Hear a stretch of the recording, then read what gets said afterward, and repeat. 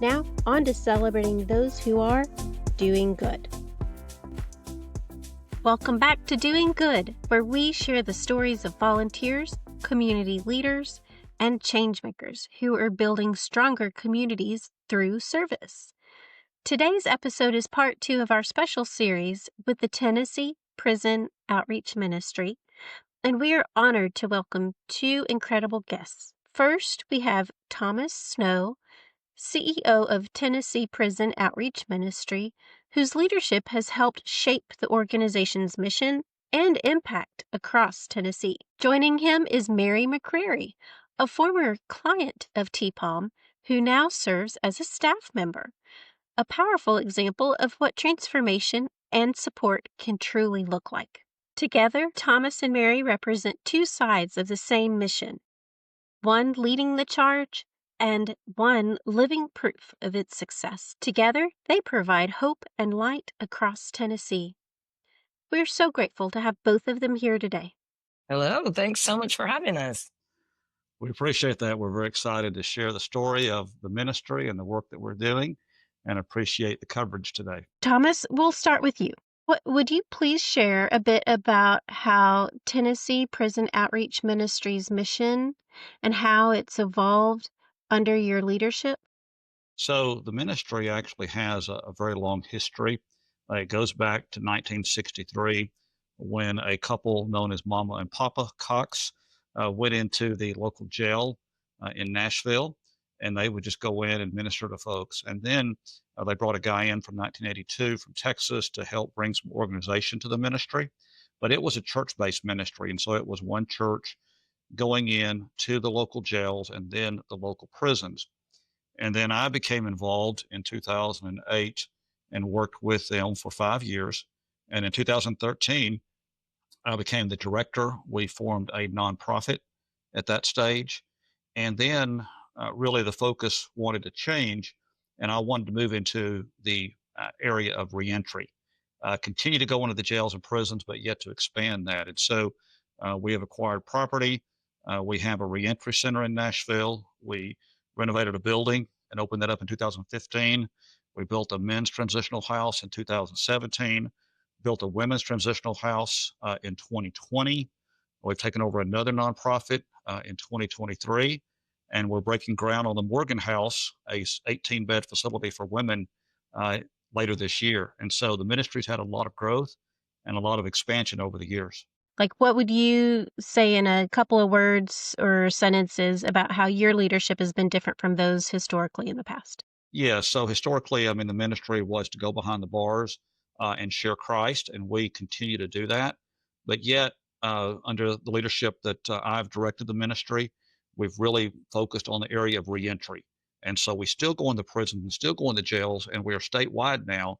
But now, as a nonprofit, a major focus of ours is helping people reenter society after incarceration. Fantastic. And what a transition. Mary, you have experienced Tennessee Prison Outreach Ministry from a very different angle. Could you tell us a little about your journey and how you first connected with the organization? So, I actually met Tennessee Prison Outreach Ministry when I was incarcerated inside prison. One of the volunteers and an employee of TPOM came into the prison and visited me every Monday for almost 2 years and just poured love and just light into me. And so I was able, upon release, to come to the transition home, which just gave me a foundation, a new family, helped me grow, just poured love and encouraged me. And so I was able to graduate it. And then now I get to work for TPOM and do the same thing. So, Thomas, what do you think makes Tennessee Prison Outreach Ministry's approach to prison outreach and reentry support unique? I think that what sets us apart, well, there's several aspects of it. One is that we serve both men and we serve women, which is unusual. Most will serve one or the other. We also serve juveniles that are incarcerated, and we work with them. We also have programs for children that have incarcerated parents. So we're providing services for the just entire family unit that has been impacted by incarceration. Another distinct aspect of the ministry is that we are holistic in what we do. There's a lot of programs out there and do good things, but a lot of them are just a house to go to when you're released. And they don't always provide the wraparound services that we have here at TPOM. And so we're a licensed mental health outpatient facility. So we provide counseling, we provide case management, we have a workforce development team that helps people be placed with jobs because we are a work program. We have an entire staff that just wraps their arms around those that come to our program and helps them to really make a transition from incarceration to prison to really independence. And so, we're doing just so many things and providing lots of services to help men and women be successful when they're released from incarceration. I think that is something distinctive about TPOM. Mary, what was the turning point for you? The moment you felt things could really change for you? Well, that was definitely God, you know, Jesus. But when I got here and I had a rough start, it wasn't like they was like, oh, well, just leave. They really cared. The staff cared. Thomas cared. And they listened and they heard and they just continued to encourage and support and find solutions that would help the barriers that you face when justice impacted people are coming out. And they didn't leave and just loved. And that is the difference. And that's what I'd never received love. And I got it from T-Bomb.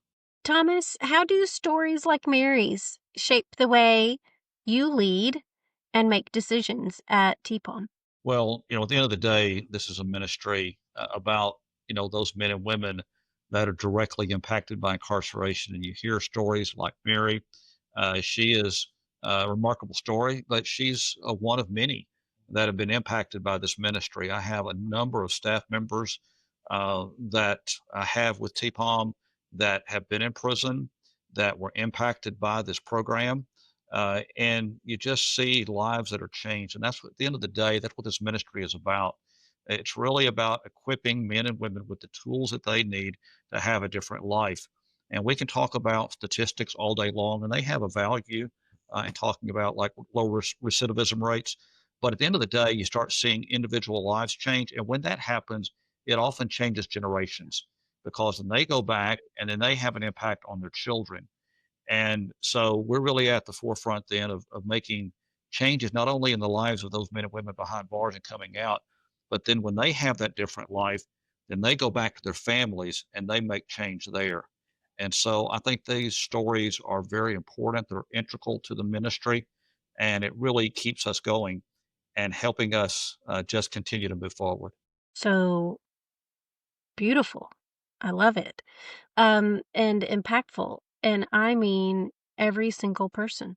So Mary, what was it like transitioning from being a client to becoming part of this staff?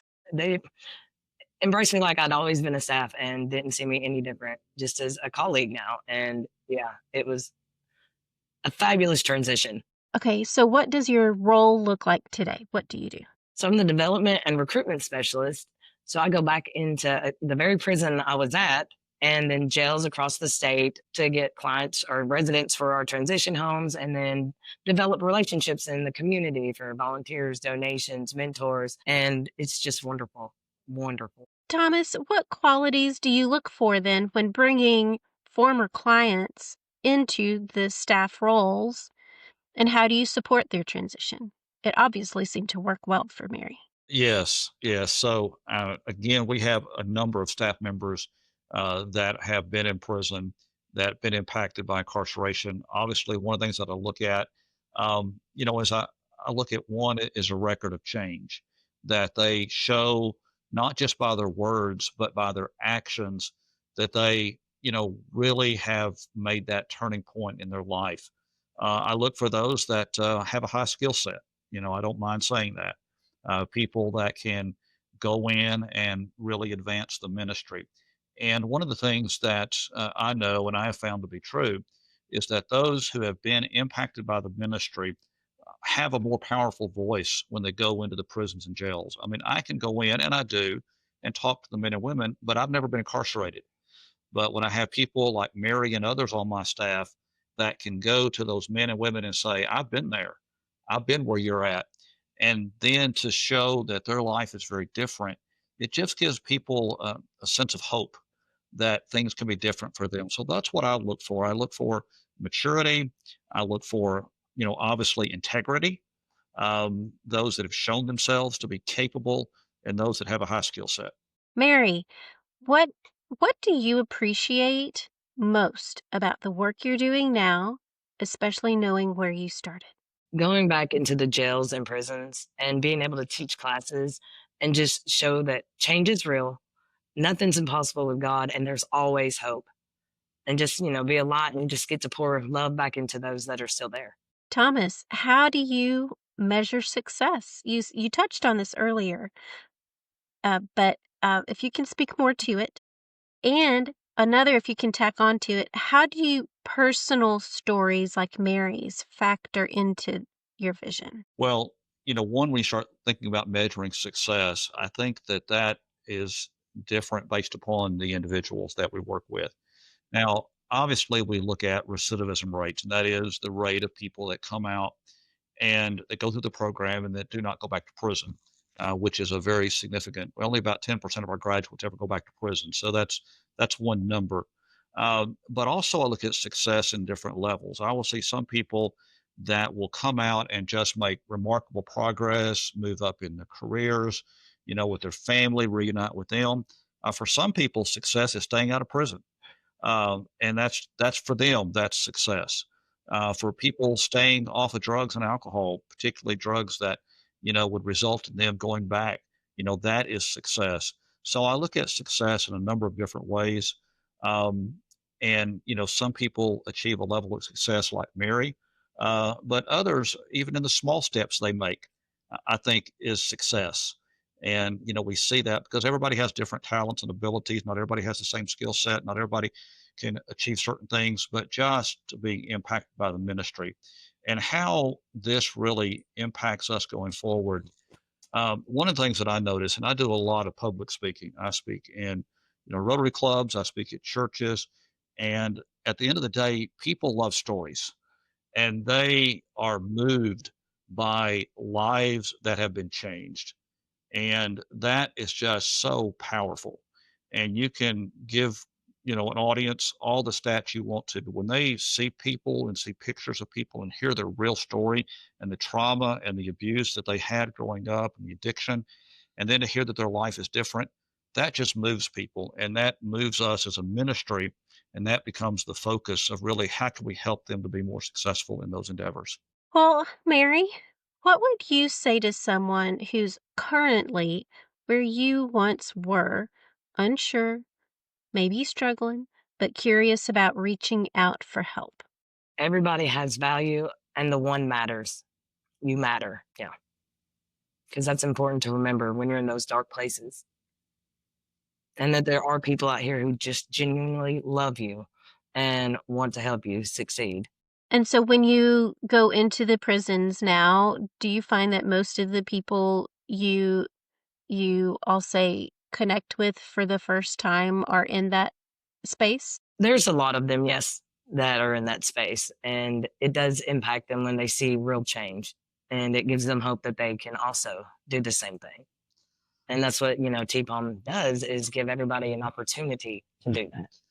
And at the end of the day, too, there's often not a lot of hope in prisons, and they don't always receive a message that things can be different.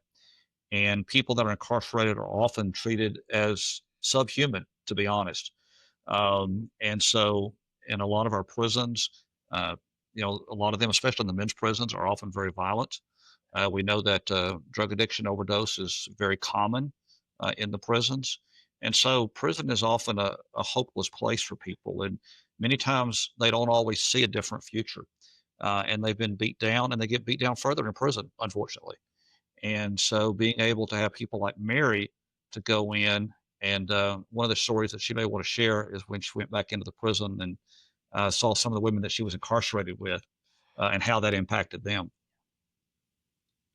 Yeah, the first time I went back into the prison that I stayed at, and I saw these women, it was just they were blown away because, well, they had saw me at my worst, and then now they see what, God did and the help of just it was a magnificent change, and they were just you could see light and hope coming back into them because that gave them encouragement and hope that they could come out and do the same thing and change their lives and their children's lives and then help the community and just be a real part of the family. I love it. And I mean, isn't the hope and light what we're all looking for? Yes, most definitely. And it's, when you feel hopeless, then, you don't put any effort, you just kind of give up. And sometimes, our folks in prison, even their family, doesn't even have hope for them. They've heard, I'm sorry, I'm going to change many times, and they've given up on them in some cases. And so when you're going through life without hope, that's a very dark place to be. Um, and one of the messages that we are there to share is that there is hope. There's hope in God. There's hope in the love that we share, that things can be different for them and that they can be a blessing. And I even say this a lot, you can be a blessing while you're in prison Yeah. and give encouragement to others because at the end of the day, when I go in to speak, I leave. And I leave after about an hour and they're still going to be there. And I encourage them to give hope to those men and women that they're with on a daily basis. Speaking about giving hope to those you serve, Thomas, what advice would you give to other leaders or organizations who are hoping to create pathways for second chances? Well, certainly we would say, to those that, have that desire, it is great to have a desire to want to do that. I think that, you know, thinking about why a person's incarcerated, the factors that have put them there, and what needs to really happen to give them the tools that they need to have something different in their life. I think also with others that are involved in that, I think partnering with other agencies and other nonprofits that are in this same realm, I think is very effective. There's no one nonprofit, there's no one ministry that can do it all. That's impossible. This problem is too big, it's too severe. Nobody on their own can possibly take on this task. And so I think learning from others, sharing with others, forming alliances, forming partnerships, finding those that can help you to move forward. I think all of those things are very critical in this field. So, Thomas just talked about a literal pathway to give hope to others. So, Mary, in talking about light, what is next for you, either in your role at TPOM or in your personal journey? I have no plans of leaving TPOM. It's it's the best it's the best thing that's ever happened, and I love what I do, and I get to go help people, and we're just going to continue to grow. As far as a personal journey, I actually graduate with my associates in December, so I will continue on to get my bachelor's, and then just see where God goes. I know it's far more than I can ever imagine. Thomas, Mary, thank you both for being here and for sharing your stories with such honesty and heart. This conversation reminds us that real change happens when leadership meets compassion and when people are given a second or sometimes a third chance to rewrite their story. Mary, your journey is absolutely a testament to resilience, hope, and light. And Thomas, your commitment to growing a place where transformation actually happens is deeply inspiring. Thank you so much. Thank you so much for having us. Thank you for listening to this episode of the Doing Good podcast.